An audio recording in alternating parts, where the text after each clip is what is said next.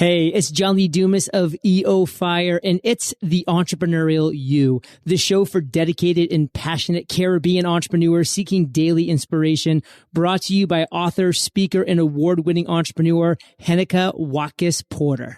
You must be prepared to ignite.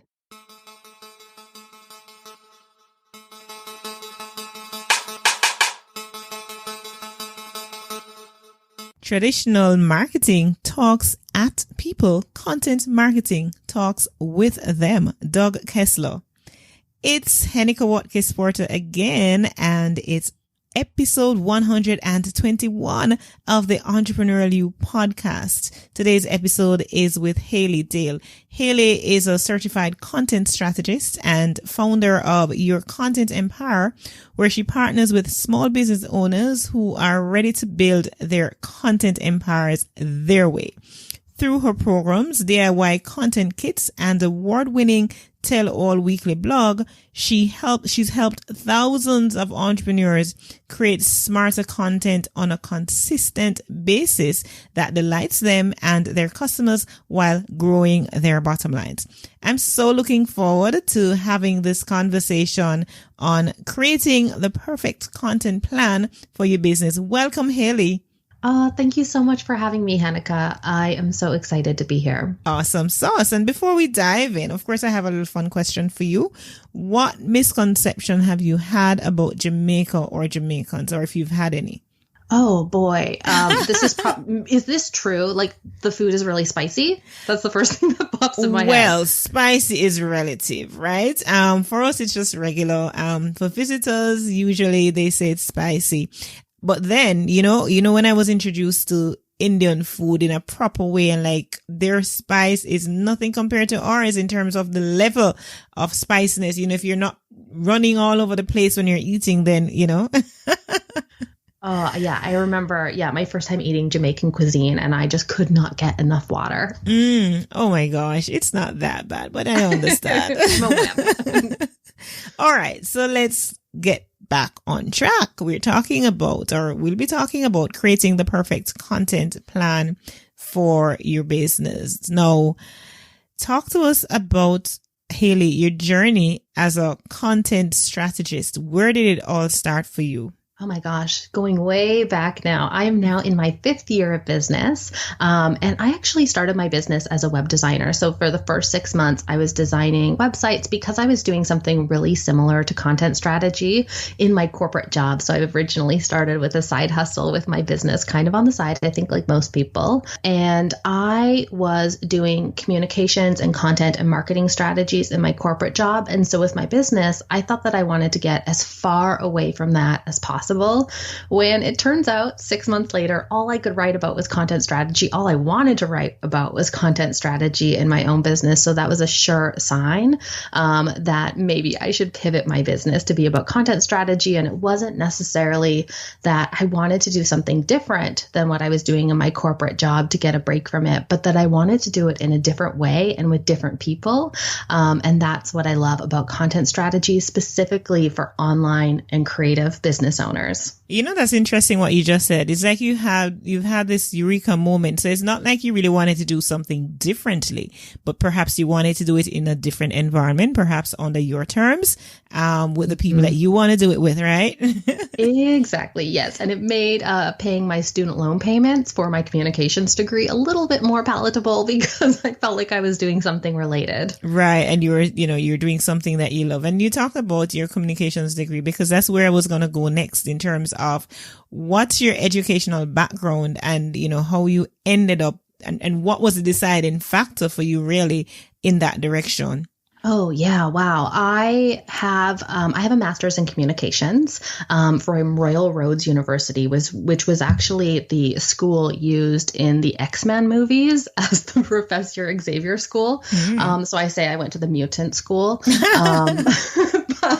But the reason I went for that is because I changed my undergraduate degree so many times that by the end of it, because I was picking based on my interest, I could only get an English degree. And so when I came to the end of it, I was really at a moment of would I prefer to get a master's degree or would I prefer to go to law school? And my sister is a lawyer, so seeing just seeing her journey, I knew that communications and writing was probably it for me. And so that made the decision easier. All right. So let's define some terms now, and make it simplify some terms. What is content marketing? And perhaps tell us why it's important even. Yeah, so I think that content marketing is a way of creating content and using content to build your business. So I think that most people, when they think about content marketing, what they think of first is blogs, and in particular, written blogs. So I think that's a huge misconception when it comes to content marketing, because really content marketing is anything that you create that gets your message out there. I think that it's a strategy of doing business in that you are building a community, you're giving value first, and then asking or leading to the sale later. So it's a way of give before get. And then listen to you talking, I'm thinking of Gary V. Give, that, and then yes. Job, and then right. So you said something quite important. It's not just blogs, right? Because of course there's this ripe misconception that content is just about writing a blog and, not even a vlog, just the text and so on. And, also, I suppose another misconception is because everybody's on social media right now, right? And so everybody's putting out quote unquote content. Are these people, perhaps in a very random way, are these people content marketers? I think that they are. I think when it boils down to it, any content that you're putting out there is content and content marketing, right? It's a way of getting your message out there. Mm-hmm. Now, is it necessarily strategic? Not necessarily. And so I think that's where the content marketing strategy piece of it is really giving a defined angle to that content, or a defined endpoint and goal and a purpose to that content. So I think, yes, it is content marketing, not necessarily strategic content marketing. It's more like a spaghetti at a wall and seeing what sticks. All right. So let's talk strategy now. What are some of the elements that we need to be factoring in terms of developing a strategy for a business, whether it's fashion or food or it's a service business that we're doing? How do we come up with our strategy and a winning strategy at that? Yeah, so I kind of have 5 steps that I take my clients through when we're creating their traffic plan and their content strategy. So I think that the first step is really more of a pre-step, and that's kind of looking at the past data. So if you have been doing content marketing in the past, if you have been blogging and doing social media and sending out emails, right, going and looking at all of that data and seeing what it tells you. Does it tell you what topics are the most popular? Does it tell you what your people and how your people like to consume content? So what numbers is it telling you? And if you find yourself overwhelmed, like a lot of my clients, they find themselves really overwhelmed trying to do everything when it comes to content. Looking at the data can be a really good way of knowing what is working and what is worth your time in your business versus what is kind of a waste of time without really giving you the impact or the ROI on your bottom line. And so I think that pre-step is really to look at the data, both for what it's telling you and where you should be focusing on. So number 2, I think for any business, whether you are in fashion, like you mentioned, or whether you're a digital product or a physical product, is really to choose, I think, what is going to be your promotional focus for the coming month. So I like to create these strategies on a monthly basis. You could totally do it on a quarterly basis, but I think you need at least a month to really focus on one particular offer in your business to really drive traffic towards and give a theme to all of the content that you're putting out there so that you can build momentum so that it actually has an impact and it starts, getting in front of the right people. And I think that so many people, they have trouble choosing which offer they want to focus on, which offer they want to promote. So they try the strategy of trying to promote everything at once. And not only do they find that they're overwhelmed with trying to create enough content to really cover all of those different offers, but they're also overwhelming and confusing their audience too, who probably can't answer what they're really about or what they're really promoting, right? So by choosing one promo focus for that month, you're going to really give a theme and give a trajectory for your content to follow for the month or for the quarter. So then step number 3, I think after you've chosen that promo focus, is really to identify the content pieces that you need for the month. So I like to think of this as because I create content on a weekly basis, so a weekly blog post. And I like to think of it as my weekly content bundle. You might be creating a cornerstone piece of content like this podcast or a video, right? Whatever the hub of that content strategy from which your email, from which your social media post all jump off from and support. So I like to think of like, what are all of those content pieces that I need for the month that I'm creating the strategy for? How many blog posts, how many emails, how many Instagram posts, or whatever social media channel I'm focused on. I also like to think in terms of attract, engage, and convert. So what type of content am I putting out that month to attract a new audience and get in front of new people? Then what type of content am I creating to engage with my existing community and my existing list? And then finally, what content am I putting out there to really convert my existing list to a sale based on what that offer and that promo focus that I've chosen for the month. So that's really step 3.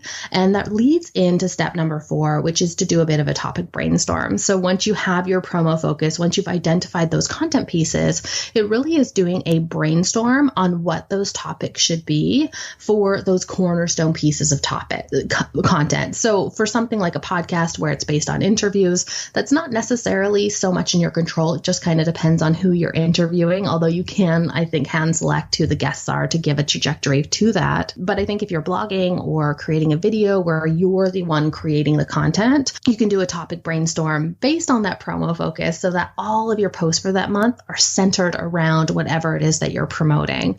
So if you are, doing spring fashion, I don't know, one of your posts might be, rain jackets for the spring, fashionable rain jackets for the spring, or whatever that is, right? So just that there's like this natural connection. And then finally, once you're done that topic brainstorm, go into actually building your calendar. So I have a monthly content planning kit that I have on my website. You can also just do a blank calendar. You can just use your planner, whatever you want to use. You can use Google Calendar. There's so many options out there.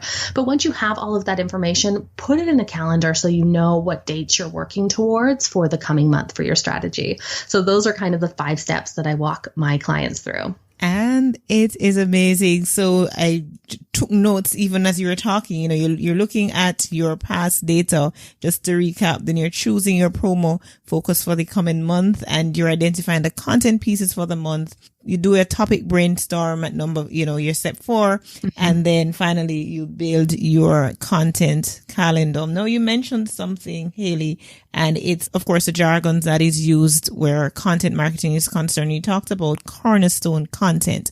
I'd want you to touch a little more on that. What exactly, when you say cornerstone content, what are you talking about? So you're right. That's a good point, because cornerstone content is used in a lot of different contexts. And so when I refer to cornerstone content, that means like, what is the heart of your content strategy? And for me, that is your blog post, whether it's written, whether it's video, whether it's audio, because that's like the biggest piece of content that you should be creating from which everything else should jump off from. Back up to all your steps that you mentioned. Don't get overwhelmed thinking about all these various offers that you have. Focus on one and build content around that, and perhaps a good point to work with is a month. You work on content for a month.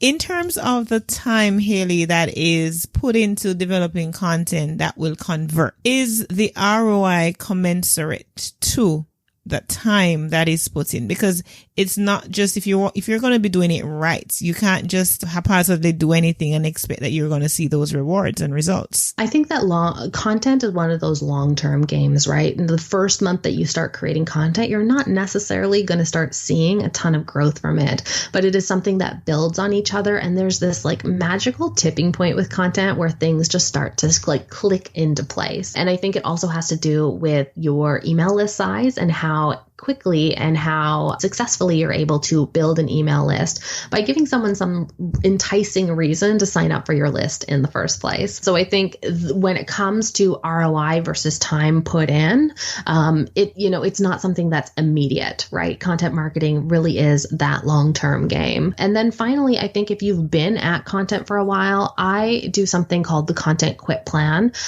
with a lot of my clients, and it's based around the forever funnel concept. And so this is where we are basically looking at your content as a body of work that you are developing. So what is an evergreen library of content that represents the best of your ideas and your processes? And there is a kind of a finish line to your content, right? So right now I've set up a forever funnel in my own business and it covers up to a year, but I can put that on pause at any time to do a live launch or to publish any new content.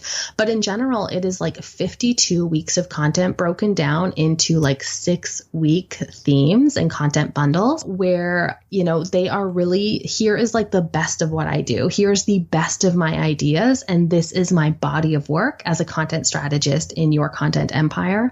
And so I think once you get to that point of having that body of work developed, and if you've been creating content for a while, you probably have a lot of these pieces in place. You are going to be able to put your content on autopilot and then step back a little bit to reclaim your time for maybe some different types of marketing in your business, or maybe you just want to live your life for a while and escape that kind of content hamster wheel for a minute. Talk about building your content empire, Hailey. Give us some, insight into where we can find ideas and what are some of the ideas for content as we are putting our plan together. Yeah, I think the best place to start with coming up with ideas for building out that content bank, building out that, evergreen library, your body of work. What I really refer to as your content empire is really just to talk to your people, right? So talk to the people that you want to be helping. Use your content to answer their questions, answer their concerns. I'm a big fan of not hoarding the how. A lot of people will be like, oh, I'll just tell them I'll just tell them why they need to do it, not the what. So I'm a big fan of actually not doing that. I'm kind of how you mentioned Gary Vee, the give, or the jab. Mm-hmm. I think that you can give it all away and it will pay, it'll come back to you. It's not like you're giving it like your entire course in a blog post format. But I really think that if you just talk to your people, don't hoard the how, that's going to be a great place to start with building out, choosing topics and choosing what content to build that evergreen library of content around. Having a content marketing strategy, is it always important to all sectors of businesses, or, you find that it works better for some businesses as opposed to others? What would you say to that? I think that all businesses can benefit from having a content marketing strategy in their business, unless you have a famous BFF who's going to start shouting you out everywhere or a ton of money just to do paid advertising.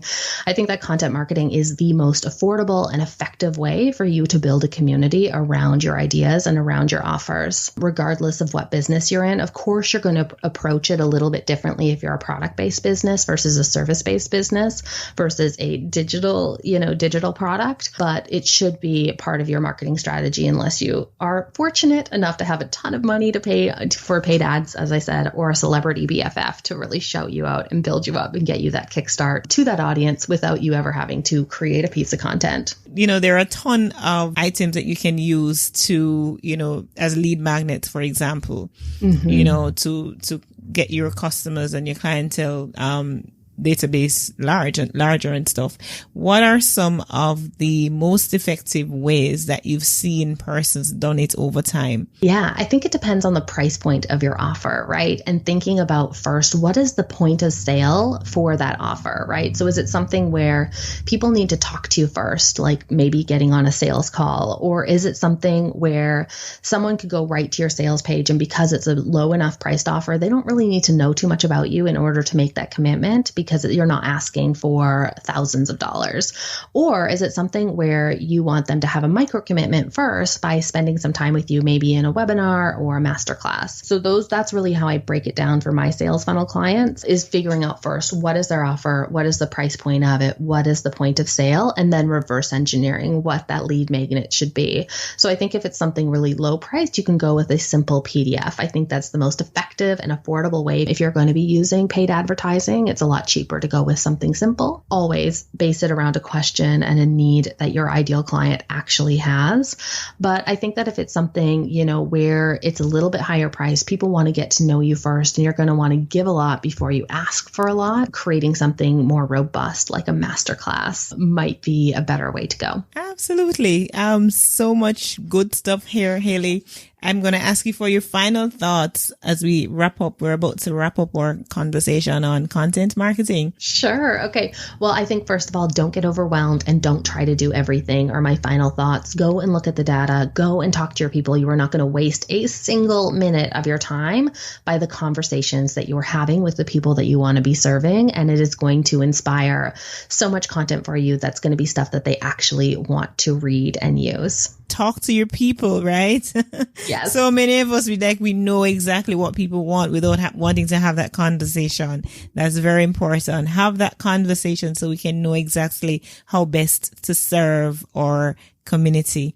Hailey, it has been a pleasure talking with you. Of course, our People Formers community would love to be in touch with you, would love to know more about you and to know where they can find you. So I'm going to ask you at this point to share your contact details, as well as you did mention to me that you have a giveaway for our audience around the subject of content plan and content marketing. So go right ahead and share that information with us, please. Sure. So you can find my blog. You can find where I hang out online over at yourcontentempire.com. That's also my social media handle on Instagram, on Pinterest, and on Facebook. So at Your Content Empire. And then finally, for those of you who've been creating content for a while, or you're interested in that body of work style of marketing or strategy, I put together a 5-step content quit plan masterclass. It's all about how the smartest entrepreneurs are quitting content and increasing sales at the same time. So you can find that over at bit.ly/content-quit/plan. So content quit plan. I like it. How the smartest entrepreneurs are quitting content, right? Isn't that what you would think, you'd be encouraging us not to quit content, but I get it. And I can't wait. It's kind of misleading. I know, right? I know. I love it.